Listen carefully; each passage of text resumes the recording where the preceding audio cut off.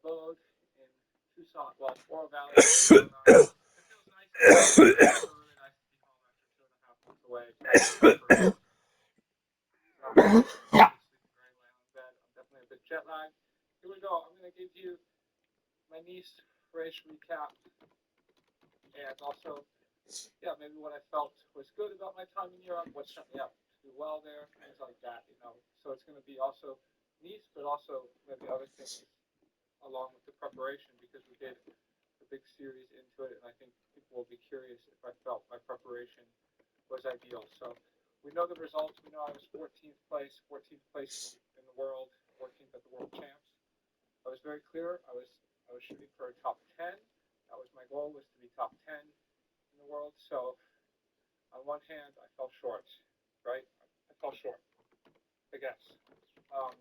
But there's this dichotomy. It's the yin and the yang. Okay? So in the end, like I feel I actually executed the race I set out to execute. Like when I came up with my plan, starting really at the beginning of the year, and then especially as the preparation got more specific there in Italy and Slovenia, coming up with my plan of what I was capable to achieve.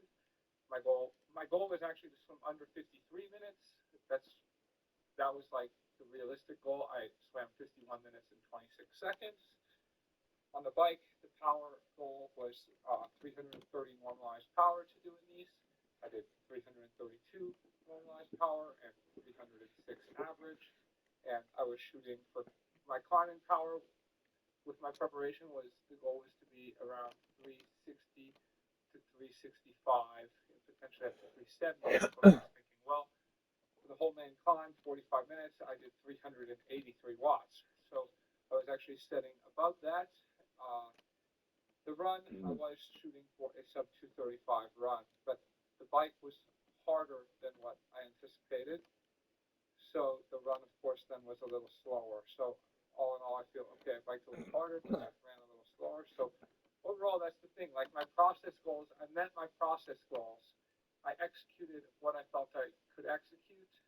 I set out the plan. I did think that I would be faster on the course, right? 442. 442. I should, yeah, 442. I thought maybe that would be a sub 440, but people did think the conditions were harder, more windy. Now, let me let's rewind and let me just run you through my race because I was not shown on the coverage at all. So, gun goes off. I had a nice start. Found myself with 60 people. It was quite a nice change from T100 to have that many people, and I'm developing this kind of Jedi sense at the start of because you can't. Yes, you're sighting occasionally, but you can't see constantly. So I'm finding this, Yoda Jedi sense within myself of kind of trying to feel. Okay, I need to move, like trying to find the gaps of how to move up and find my way. And then I found my way in what seemed like a good group because I could tell because there were still plenty of people around. So I knew at least seated by try ratings.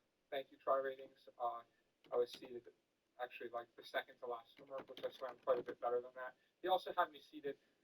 You guys will like that. I think I was seated to finish 56th overall. So at least I did beat that with 14th place.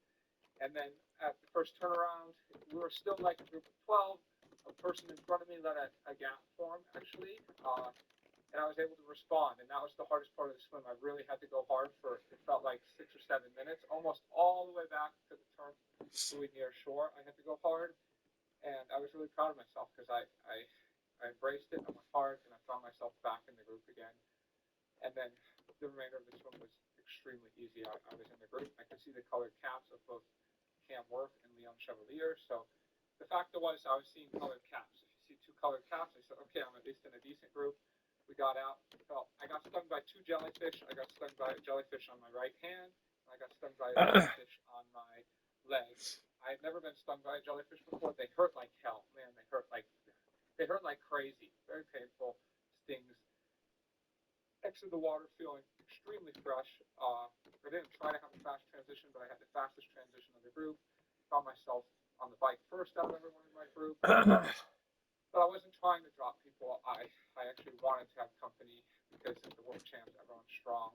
And so I almost waited. Guys then started to come. Cam Worth, Joe Skipper, Leon Chevalier came around. And then as we got to the climb, right to the base of the climb, we caught Matthew Marquardt, who was struggling at first. He seemed to be going very slow. We must have been going double the speed of him. But let me tell you, the second we caught him, he turned into a superhero. He was suddenly a superhero, and he took charge. He had turbo diesel. These climbs are like super steep, super punchy. We were doing like 500 watts trying to get over him. We still had at least 15 guys in our group. And then we got to the main climb. You do a slight little descent, and then we got to the main climb, and that's where things started to separate. Leon and Cam run up ahead. I was kind of in the back. The first 4 minutes was like 420 watts, so I was like, okay, let's keep it kind of conservative. And I was in the back at that. And then I started to build into it.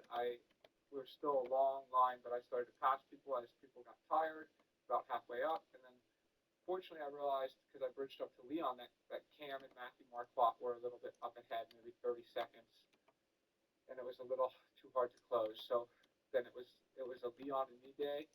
We got to the top, and we were taking off poles there on the plateau, riding pretty well, starting to catch some people who had fallen off the main pack, and we kind of flew right by them. Then we got to see the turnaround. At the turnaround, we saw, we were back 12 minutes. We knew we had lost some time. Maybe not 12, maybe 10 minutes. And then I bridged up to another group that included Jason West and... Igen i år får medlemmerne af tryghedsgruppen en bonus. Og hvad du bruger den på?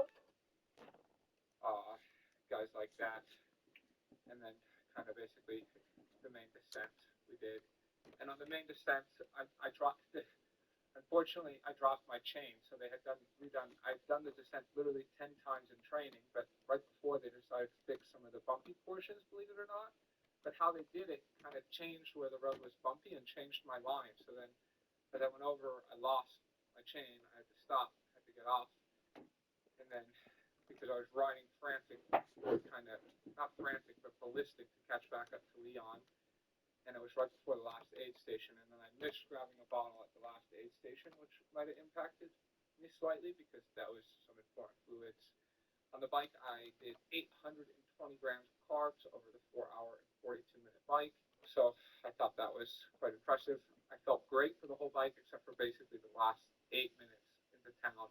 It was 5,100 kilojoule ride, so it was by far my highest kilojoules ever on the bike. And then starting the run, my legs felt quite horrible. It's been a long time since I've done an Ironman, so the legs felt quite horrible as I got going. Leon bridged, well, we were in transition. I had a faster transition, then he bridged up to me. We were running like 5:40 pace per mile, and at first I had to kind of rally to stay with him, but the company was great. And here's the thing about how this run was. So if you were there, obviously you know that four loops out and back. Going out, you had a big tailwind, felt like 15 miles an hour. Coming back, big headwind, and so it actually felt like a downhill uphill run. And it was extremely helpful to be with someone coming on the headwind section because you could switch off and basically be covered with the wind. And so on lap 2, unfortunately, Leon fell off. I then caught Cam Worth, Jan Stratman, and I was trying to bridge up to the Rudy Von Berg, Christian Hogenhag group and Matthew Marquardt, and I was hearing that they were like 1 minute and 15 seconds. So I tried to do it all on the tailwind section, but I couldn't quite do it. So then I was just all exposed, and wasn't able to bridge up to them on the second lap. And then the third lap, the gap was still staying steady. On the third lap coming back, I had a brief low point, a brief low moment. I had to walk for, I don't know, just like 15 seconds basically. And I looked deep in my mind and I told myself, it was right as I got to I was at like mile 16. So I said, 10 miles left. I took a brief moment and I said, you got 1 hour, keep putting one foot in front of the other. And then I rallied and I finished strong. I was kind of in the game to chase Rudy, finished. And I kept telling myself, my mantra I kept telling myself was, I am here to get my own best performance out of myself, my own best performance out of myself that I've ever done in an Ironman. And I did that. When I crossed the line, I did that. I had executed the best Ironman I've ever executed, 51 minute 26 swim, 332 normalized power, 306 watt average, and a 239 run.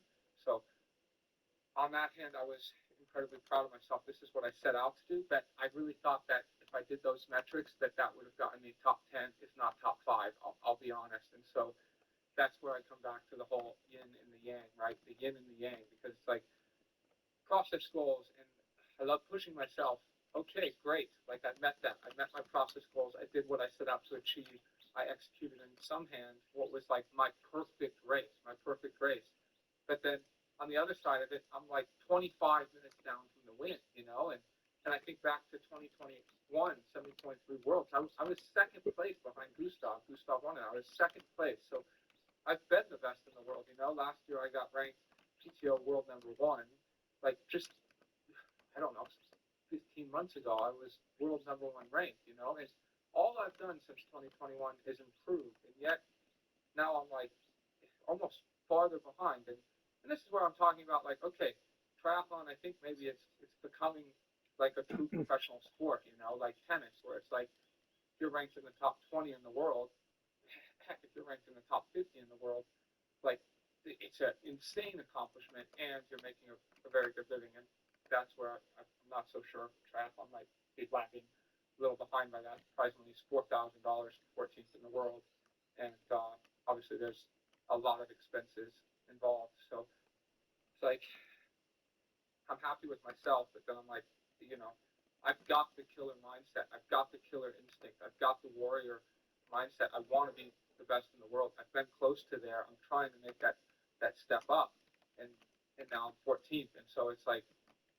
but the reality is right now that's where I am. Like I don't think it's that I had a bad race or that. Like I think with where the sport is, 14th in the world across maybe both the half distance and the full distance or T100 is I'm about probably the 14th best triathlete in the world, which on one hand is great, and on the other hand, well, I want more. I want more, and so yeah, that's how I feel about it, obviously, and it's good to have that hunger. Now, what could I have done better? I checked, so I compared Strava. On the flat portion, on the plateau, I got the KOM. I was the fastest. I was able to be the fastest on the flat portion. So that's a really nice sign. On the climb, I lost a little bit of time, which isn't too surprising because I am 81, 82 kilos. Thank you, everyone, for noticing how lean I am. And then I lost, like, I'm guessing about 4 to 5 minutes on the descent. So Salat. Mexicanske tacos. Gør maden mere lækker med de bedste majs fra Bonduelle. Testet bedst i smag. Colgate Karies-kontrol. Der er sukker i det meste mad, og det kan føre til karies. Colgate Karies-kontrol. Ny formel med et dobbeltflodhedssystem mod huller i tænderne, som styrker og beskytter emaljen. which, there was a lot of talk beforehand. I brought it on myself because I was saying how my descending needed some work. As an American, actually, I think I'm one of the better descenders, but these Euros descend so fast, 4 to 5 minutes.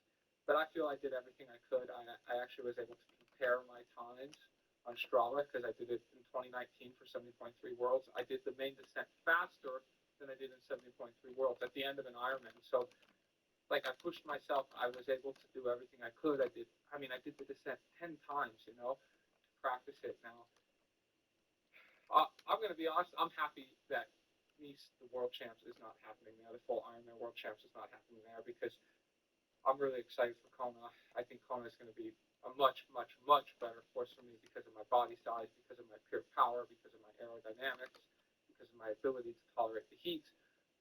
Because there's none of this technical descending, and I'm good at staying on the gas. I like pedaling the bike all day long, and not to mention just the logistics as an American. I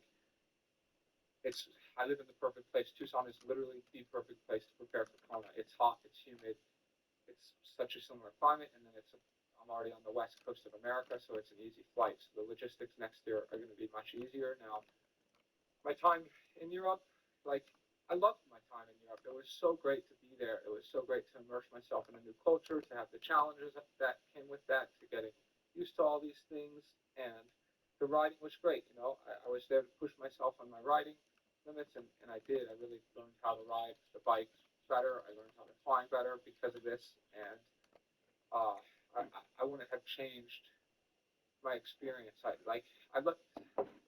the other thing about the training. So I've looked at it. I can go on Strava. I did running. I was basically I trained. I trained such a high amount. I trained at a high level, and so I guess for now I'm going to leave it there. Obviously, I'm super hungry and going to go and get that Kona qualification done sooner rather than later. So thank you. Let me know your comments. I realized that was maybe a bit of a mad ramble, and please, thank you everyone so much for following along.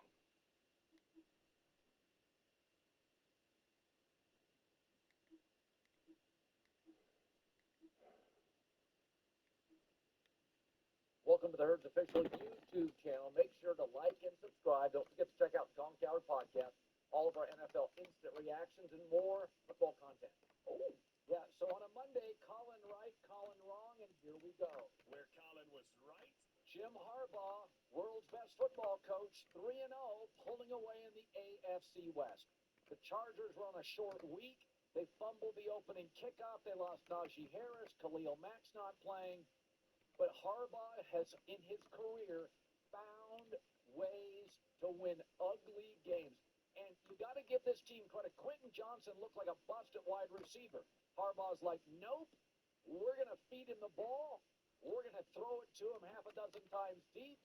And the Chargers win a game because they have the greatest football coach of all time. Where Colin was wrong. The Packers led 10-0 in the fourth and still lost to Cleveland. They were my number one team in the league. What was weird is they had extra time to prep because they played on Thursday Night Football, and the offense was still disjointed. Jordan Love got hit hard too many times. They didn't have a lot of energy. They came out flat, and it's the National Football League. Jordan Love didn't have a lot of time. They didn't get a touchdown until the late third quarter. I thought this was a team without a major flaw, and maybe it's just energy because they lacked it against Cleveland on the road. Where Colin was right. I've said this about Kyle Shanahan. I predicted the Niners would have a lot of injuries, And I've said before, Kyle is the great quarterback whisperer. Mac Jones is not only 2-0, they're asking him to throw as much as Justin Herbert. The dude has 80 pass attempts in 2 starts with a wide receiver core that's all banged up. George Kittle banged up. Yeah, you can say what you want about Kyle Shanahan hasn't won the big game. Shanahan with quarterbacks, the league had given up on Mac Jones. Had given up. And that guy's out there spinning it and 2-0. Credit to Shanahan. Where Colin was wrong. I have defended C.J. Stroud for 2 years. He's 29th in passer rating dating back to last year. Now, I know the offensive line's not great, but right now either is the Chargers. I picked the Texans to win the AFC South. They can't pick up first downs. They can't run it. Protection's not great.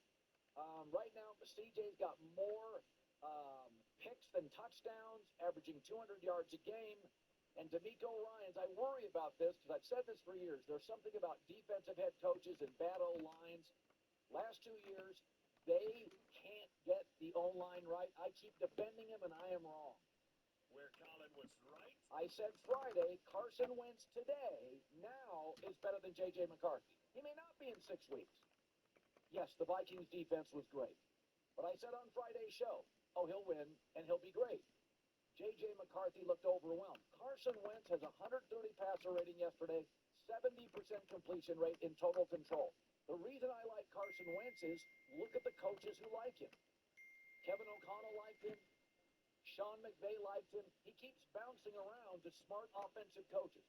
Carson Wentz was reckless, got banged up, but I will defend him. I think he's honestly one of the most talented backup quarterbacks. In fact, easily in the National Football League. And yesterday, you can win a bunch of games with Carson Wentz and that staff, those weapons, and Brian Flores. Where Colin was wrong. I gave up on Daniel Jones. Forget Danny Dimes. He's Danny Dollars. He is feeling it, baby. Now, he's got a good O-line and nice weapons, but he made plays yesterday. Is he the next Baker? Is he the next Sam Darnold? I said, give me a break. He's throwing the ball downfield. This is not dink and dunk. Danny Dollars was 6-9, 10-plus yards down the field. This isn't a mirage. He's not fooling anybody. He's making big NFL throws. Indy had their first punt all season. So, I mean, he's playing with confidence. Well, he's got Shane Steichen. Shane Steichen ain't making the throws. He is making big boy downfield throws, and I'm wrong. Where Colin was right. Jaden Mayava, USC. Is anybody paying attention? 9 TDs, no picks, 71% completion percentage. I don't want to hear about their schedule. For all the people that doubt Lincoln Riley, this kid last year was reckless and out of control. He looks unbelievable. They were missing their first or second best wide receiver. They lead the nation in yards per play. They're a touchdown favorite at Illinois. This kid has cleaned up his entire game. Again, last year he was young, he was reckless, he kind of played out of control. I didn't think he was very good between the hash marks. He is making big-time throws and great decisions. Where Colin was wrong. Coming out of Ohio State, I thought Marvin Harrison was can't miss, more like can't catch. Is he a bust? Honestly, I don't know what's happened. He's not separating. They don't target him. 10 catches, 3 games. I don't know what it was. I thought he was a guaranteed stud. I just thought physically he would be a mismatch, but lost confidence. They don't target him. I mean, he was drafted above like Roma Dunze and Neighbors, and I don't see it like at all. Where Colin was wrong. Cade Klubnik, Clemson quarterback. What happened? And Clemson's got NFL guys. They're 113th in FCS in scoring offense. I thought he could be a top 2 or 3 quarterback drafted. Clemson's 0-2 in the ACC, and they haven't played Miami yet. They're 1-3 overall, fell into a deep hole against Syracuse. I watched this entire game. I don't know what the problem is. Maybe they should have gone to the transfer portal. Clemson refuses to do the NIL, holding the ball too long. I mean, I have no idea. It's total regression. Lower completion percentage, more interceptions, fewer yards per game. Nothing looks right. I had a lot of wrongs this week. I got to own them. I had a lot of wrongs yesterday. And with that, Matt Hasselbeck stops by, 18 years in the NFL. Man, I was wrong a lot. Oh, I was wrong. I like when you admit when you were wrong. It's just, I love the humility. Oh, well, I don't have it often, but boy, I'm bringing my fastball today. I will say this. Listen, I know it's the Dallas defense, but here's what I did like. They've got a lot. There's a lot of people that need to eat there. They've got Luther Birdman, Roma Dunze, and DJ Moore, and two tight ends. And I did think there was a rhythm, Matt, to the offense. I thought they had a couple drives where it was like the screen game, the run game. They played the clock well. I did sense a rhythm, or is that just Dallas's bad defense? It's both, but it was clearly, yeah, rhythm, timing, accuracy. No sacks is huge. Yeah. Good pass protection. This was easily Caleb Williams' best game as a pro. Easily. It was fun to watch. If you're a Bears fan, you're like, oh, shoot, this is sick. Like, this is what we could be. Ben Johnson, I mean, he is, like, you see why he was so good in this division, going up against guys like Matt Eberflus. Like, he knew the division. I think there is something nice about game planning people that you actually know. Like, you know them as well as they know themselves. You know when Yeah. they're never going to change, where they're never going to change. But I just thought it was incredible. Caleb obviously deserves his credit. He did a really nice job. But Guy, it really wasn't a lot of contested touchdowns. Like, No. guys were wide open. Like, I don't have like a next gen stats kind of thing on it, but like usually touchdown passes are hard to come by. Usually guys end up on the ground a lot of times. These were stand up, nobody near me type touchdowns. It was an impressive win for Chicago, and equally as embarrassing for Dallas. Like, if you're Dallas, you're feeling pretty good last week, and now you're kind of like, who the heck are we? Like, this is embarrassing. I want to know, though, do players look at it and think the Bears, do Bear players today, is it self-belief in that locker room, or is there a sense Dallas is bad? Like, were you ever on a team that when you were struggling to find your footing, you beat a really bad team? How does that usually translate the following week? Because they have the very average Raiders coming up. Yeah, it's two things. Number one, never apologize for a win. Never. Like, we would say that in every locker room ever. Like, we would just be like, never apologize. I don't care how bad they were, how much disarray they're in. It's really hard to get a win. Like, we put our heart and soul into this thing. We're going to celebrate it on a Sunday. But now here's the thing. Win or lose, that game plan, that celebration, all of that has to just kind of evaporate and go away. It's like it never happened. Maybe there's a feel-good feeling. I think the hard thing after a win is you got to correct the things that need to be corrected. Sometimes in a loss, you look at everything under a magnifying glass and you're like, okay, we got to get a little bit better in the details here. After a win, sometimes you sweep things under the rug in terms of like technique or, hey, we got away with one here, and you don't necessarily improve as the season's going on. So I think they'll be fine. Ben Johnson seems like a little bit of a workaholic, and I don't think he's going to let him off the hook that way. But I think a game like that for Chicago, with the scrutiny that their quarterback has been under, is going to give some confidence to a team that needs a little bit of confidence. One of the things that I don't think we talk about in the media, and I don't think fans realize it, is that even practice is hard in football. Basketball practice, you get a good sweat. Baseball practice, you're in the cage. Football practice, you tackle and get hurt, and the weather's off and on.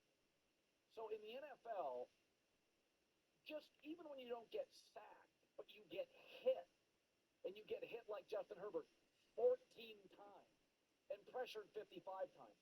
I'm watching Herbert yesterday, and I'm like, I hope people realize what it is like to play in a game. Forget just the sacks, where you're getting hammered 14 or 15 times. I think if Harbaugh could go to a lab and build a quarterback, it would be Justin Herbert.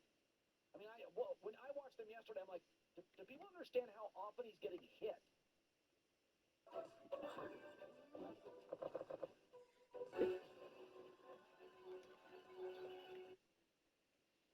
Yeah, and I think he would build Andrew Luck, and I think Justin Herbert has all those qualities that Andrew Luck has.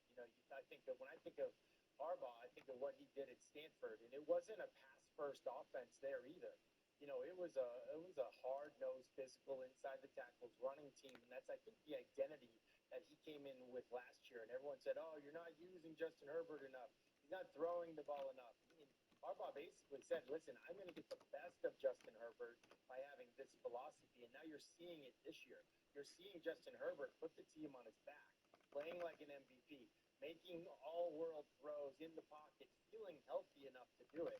I mean, listen, I'm old enough to remember when this dude was playing with like broken fingers and all these broken ribs and all these types of things, down 2 scores in the fourth quarter, still in the game. That's not a recipe for a long career. It's not a recipe for playing great in the playoffs. I think Harbaugh has the vision for what Herbert can be, and everyone's buying in.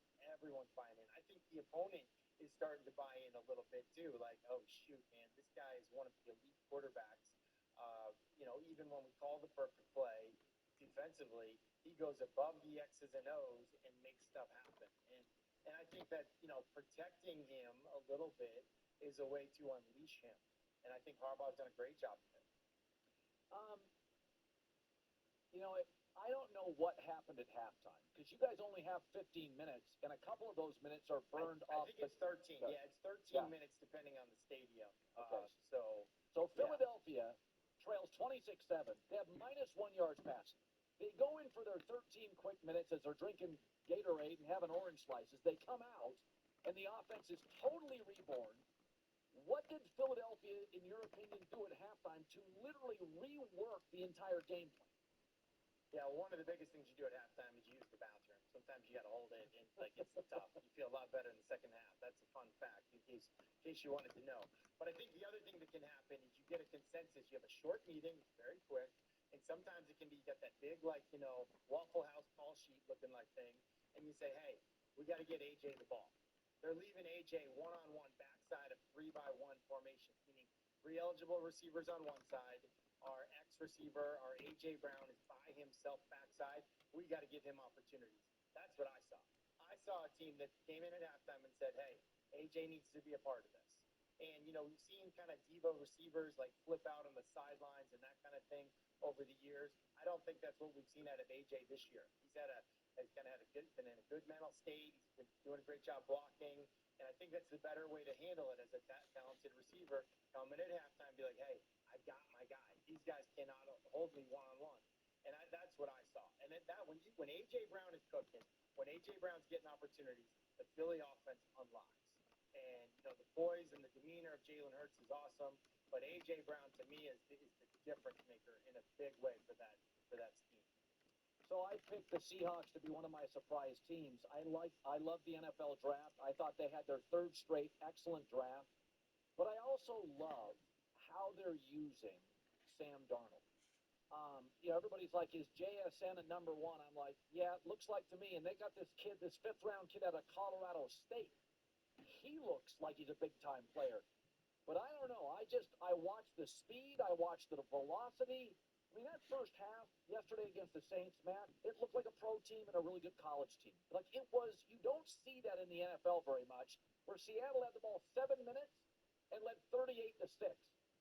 I think the Seattle thing, they blew the Steelers out in Pittsburgh, and Pittsburgh's now got a winning record. What do you make of how they're using Darnold? Well, I think it was a swing and a miss week 1. Week 1, they played the Niners, and they got away from what they wanted to be. They became this, drop-back shotgun team without a fullback, and I think Mike McDonald did a good job of kind of correcting the market a little bit going into week 2. No.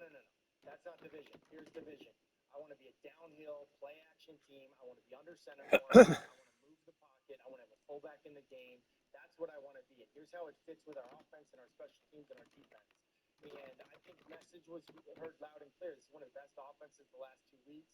Yesterday was, like you said, it was big brother, little brother, scoring on special teams. But, really, when you look at the pass protection around Sam Darnold, I think that's the key for him.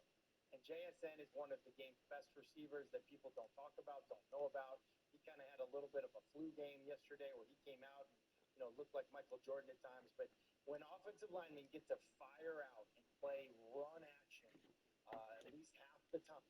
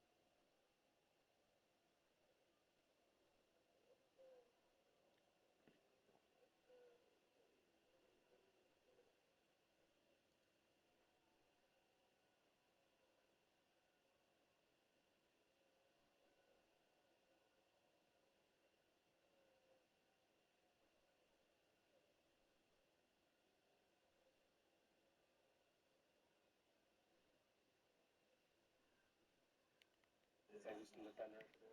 Yeah. Felt good to get back in the end zone. Probably a little much there in my mind. I'm pretty mad about that. A little immature, but I think it's some built up frustration from the past few weeks. But nice job getting in for Arch Manning. And you see the confidence starting to come back.